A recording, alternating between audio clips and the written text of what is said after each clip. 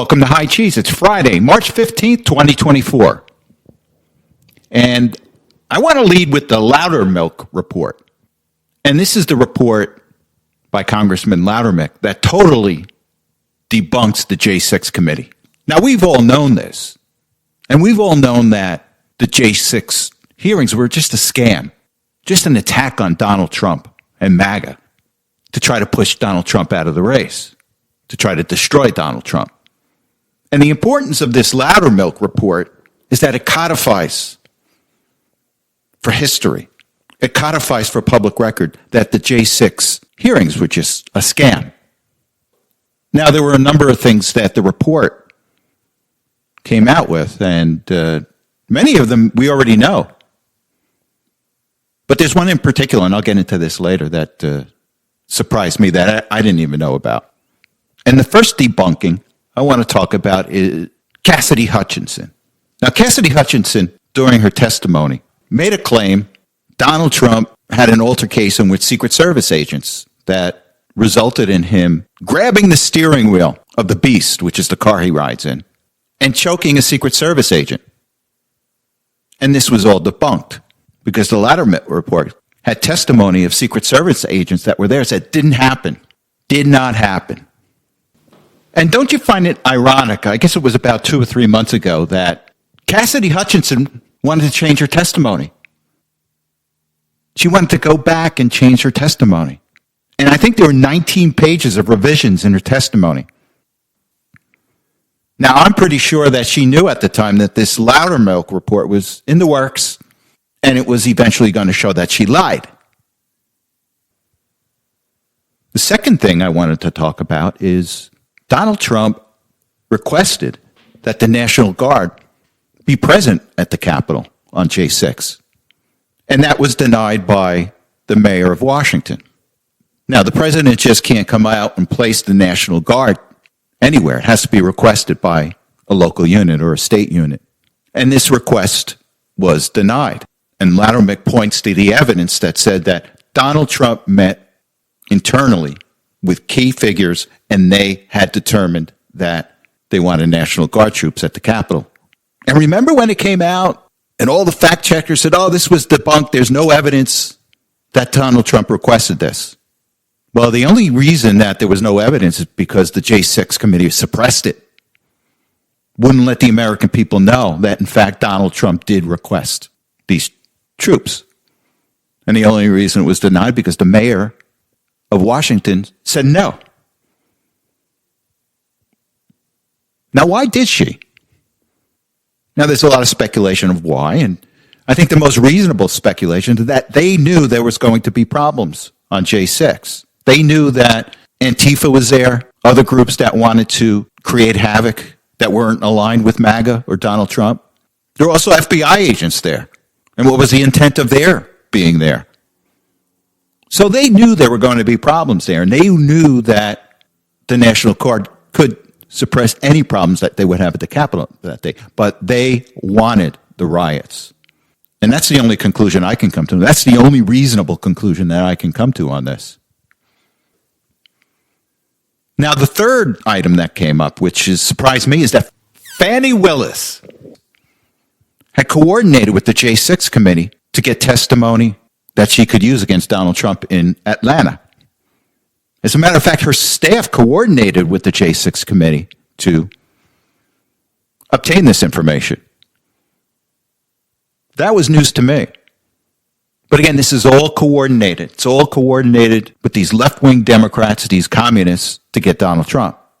All to create some type of narrative that Donald Trump's a bad guy at the expense of the Constitution, the truth. And then what they did, they didn't supply Loudermilk with any of that information. In some cases, they tried to delete the information. And in some cases, they destroyed information. But the important thing with this Loudermilk report is that it's now codified. It's now in public record. And the people now can make the choice of whether the J6 was a scam or not. Now, the mainstream media is not going to cover this, and they haven't covered this. But this kind of news trickles out to the American people, and they're figuring it out. That's why you take a look at Donald Trump in the polls, is that, yeah, It's not only the fact that we have terrible President Joe Biden in place that's wrecking this country, but this whole narrative for the past 3 years against Donald Trump is all fake. Fake news, fake government. So we shall see. So, Special Counsel Robert Hur testified before Congress this week regarding his choosing not to indict Joe Biden over stealing top secret documents while he was a senator and vice president. And the reason he chose not to indict is because Joe Biden is a doddering old fool. And it would have been very hard to convict, in Hur's mind, it would be very hard to convict a doddering old fool because the jury may have sympathy for him. But I want to go to a couple of clips. The first clip is with Pramila Jayapal. And she's trying to put words into Hur's testimony. And it's the typical Democrat, try to suppress the real intent of Hur, use her own words in order to create some kind of narrative. Again, it's all about a narrative with these Democrats, not about the truth. You got to create a narrative. And that's the problem with the world today in many of our institutions. It's all about creating a story. It may not be true, but we're going with it. So let's go to this clip with Jayapal. She's trying to talk over her, over whether Biden was exonerated. So let's go to the clip and then we'll come back and discuss. So this lengthy, expensive, and independent investigation resulted in a complete exoneration of President Joe Biden. For every document you discussed in your report, you found insufficient evidence that the president violated any laws about possession or retention of classified materials. Congresswoman, that is one statute that we analyzed. I need to go back and make sure that I take note of the word that you used, exoneration. That is not a word. Mr. Hur, I'm going to continue with my questions. I'm going to continue with my questions. I know that the term I ultimately reached. I know that whether the term sufficient evidence existed such that the likely outcome you exonerated a conviction. him. I know that did not the term exonerate him. willful That word does not appear in retention the has a report, Mr. Hur, it's my time. And here you have Jayapal just trying to put words into Hur's mouth, just for the narrative. Now, Hur's report said that, yes, Joe Biden did willfully retain top secret documents, which is a crime. But the task of these prosecutors, they have to weigh whether they could get a conviction. And Hur said that, well, Biden's state of mind, he has such a weak state of mind that it may incur sympathy from a jury, which would make it hard for a conviction. Now, I disagree with him, and I just think this is another example of a two-tiered system. Look at Donald Trump. Donald Trump is being indicted for essentially the same thing. However, the big kicker in this is that Donald Trump, as president, had every right to take these documents, every constitutional right to take these documents, whereas there is no constitutional right for a senator or a vice president to take top secret documents and then share them with the ghostwriter on his memoirs. Now, I want to contrast Jayapal with Matt Gaetz. So let's go to Matt Gaetz, and then we'll come back and discuss. The president, I did not share classified information. I did not share it. I guarantee I did not. That's not true, is it, Mr. Hur?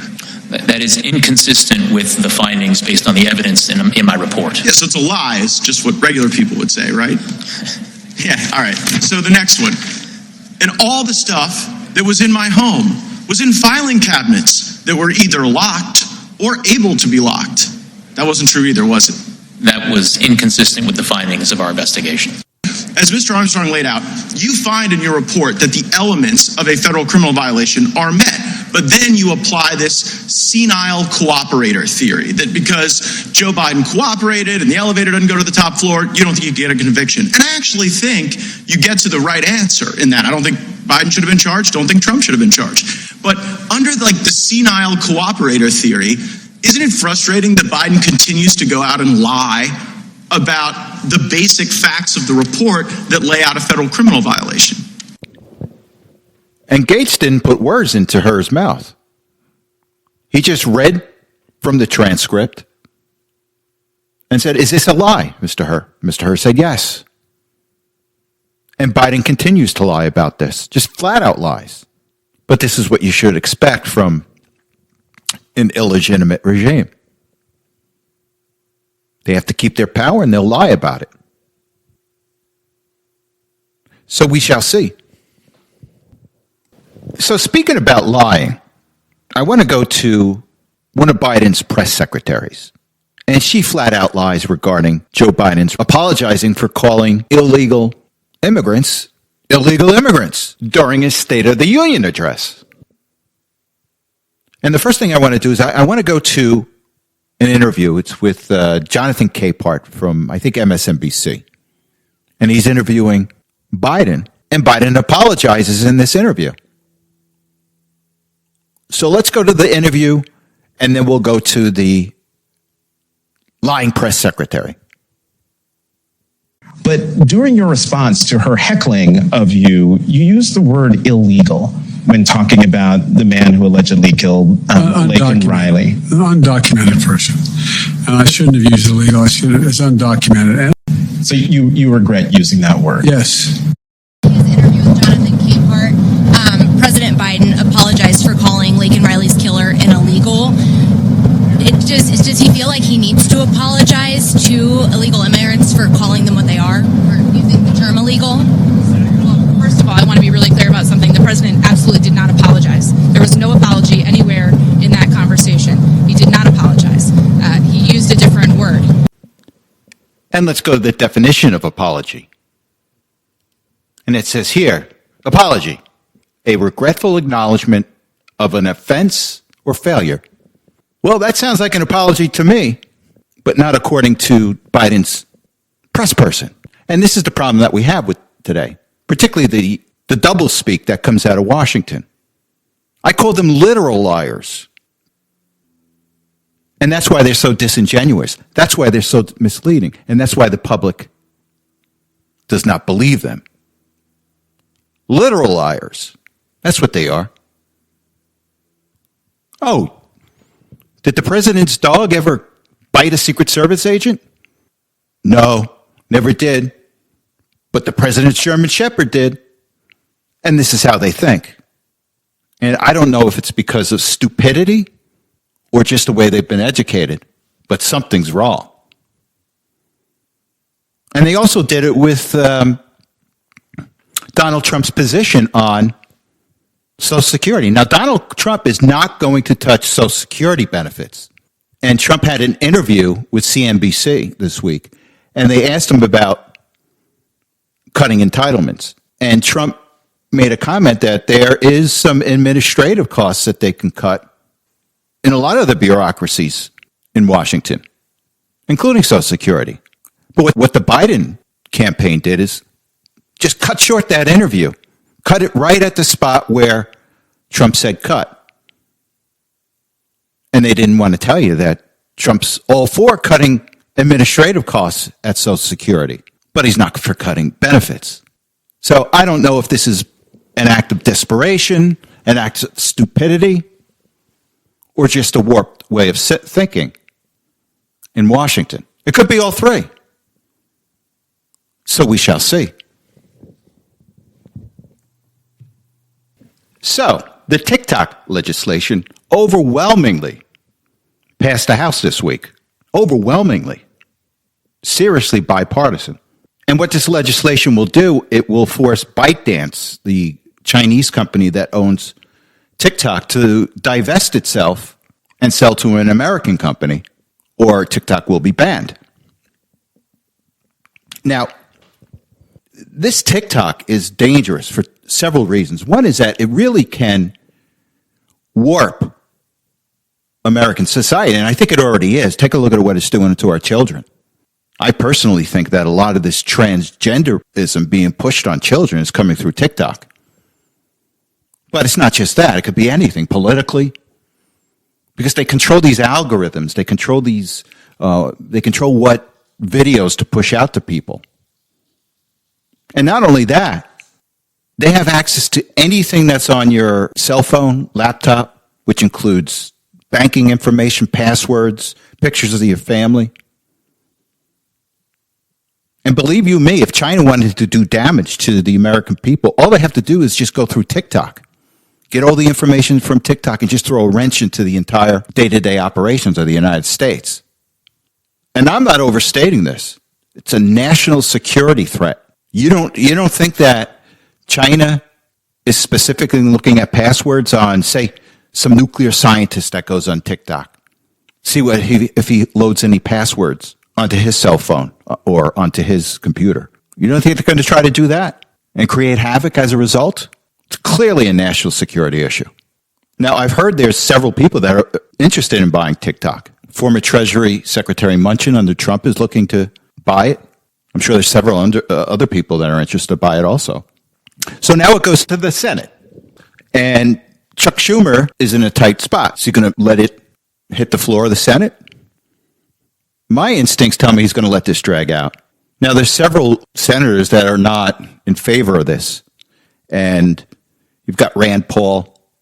You've got Senator Lee. They're ultimate free speech people. And I respect them, but I disagree with them. I mean, did Tokyo Rose have a right to speak to the troops? That was free speech. That was coming from an adversary of ours, the same way that TikTok is coming from an adversary of ours. And President Trump has said that he's not supporting this legislation. Well, I respectfully disagree. So I'm sure this is going to meander in the Senate for a while. I'm sure Chuck Schumer is going to just try to bury it, see if it goes away. He's hoping, and I'll be surprised if it brings it to the floor immediately, but he's kind of hoping that everything just, people forget about this. And in the middle of election season, people will forget the fact that this is sitting on Chucky Schumer's desk. So we shall see. So here's some good news. And this is from USA Today. It says England stops prescribing puberty blockers, citing not enough evidence. The National Health Services of England announced Tuesday it will not routinely prescribe puberty blockers for children and young people experiencing gender dysphoria. The decision, posted online, referenced research collected by the National Institute for Health and Care Excellence in 2020 that raised concerns of uncertainty in the treatment's efficacy and potential side effects.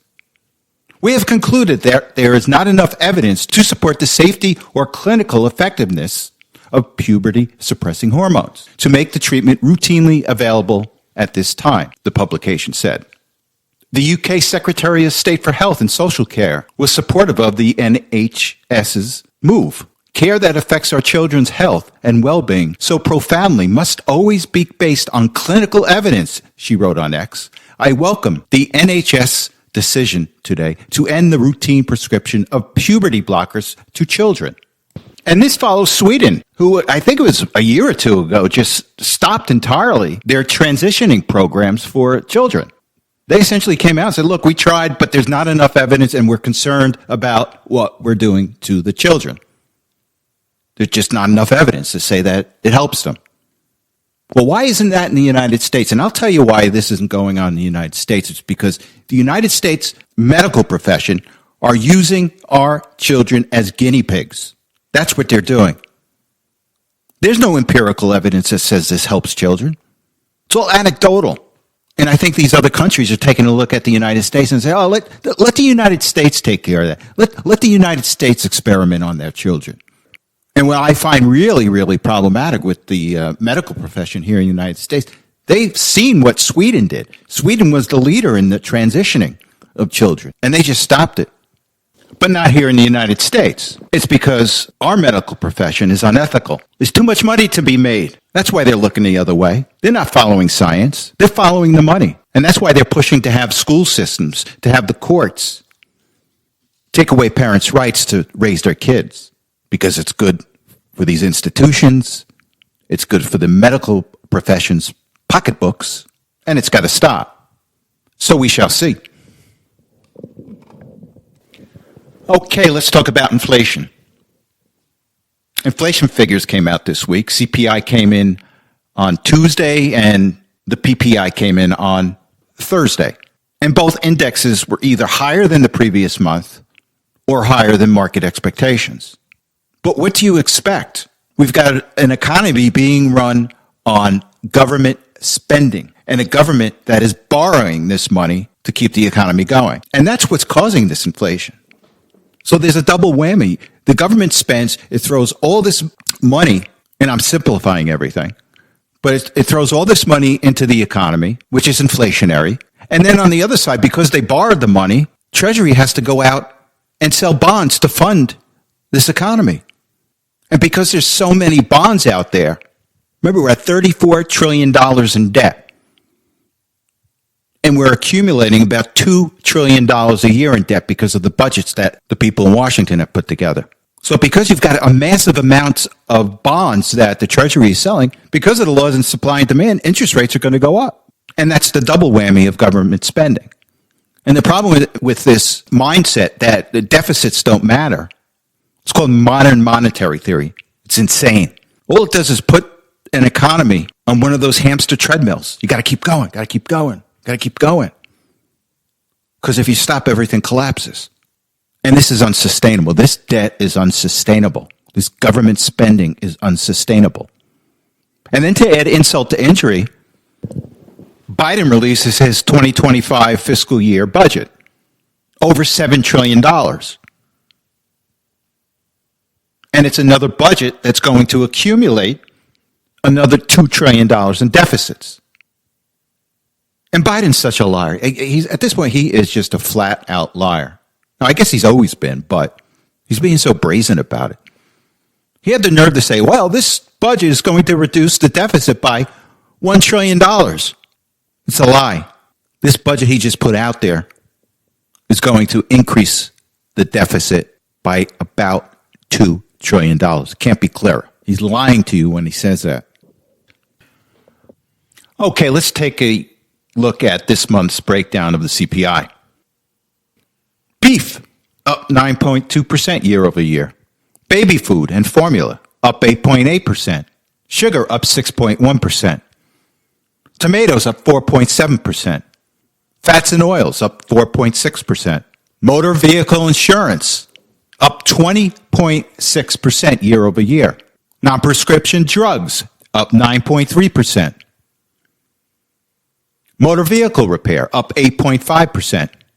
Outpatient hospital services, up 7.9%. And eggs, I was looking at eggs. Over the past 2 months, the price of eggs have doubled. I like eggs. I like to eat eggs. I always look for the prices of eggs. But over the past 2 months, the price of eggs has nearly doubled. And that's going to show up in future reports. But Joe Biden is leading this country to economic ruin. And remember that in November. So we shall see. Now, Boeing has had a lot of problems recently with its airplanes. We've had a door that's blown off mid-flight. We've had another plane just take a drastic nosedive midair. And a number of other maintenance issues regarding Boeing. But I want to relate this to DEI. And here's the problem with DEI. The underlying assumption with DEI is that it's about race. It's about gender. It's not about competence. In the same way that nepotism is. Nepotism is just as bad as DEI. In the sense that there's an underlying assumption that it's not about competence. And we have to assume this when we're looking at hires. And with that said, let's go to the metrics of DEI. Because the metrics don't lie. And I want to go to the most recent Boeing DEI annual report. And the report says here, let's take a look at women that have been hired at Boeing. In 2020, women made up 13.8% of the workforce in production and maintenance.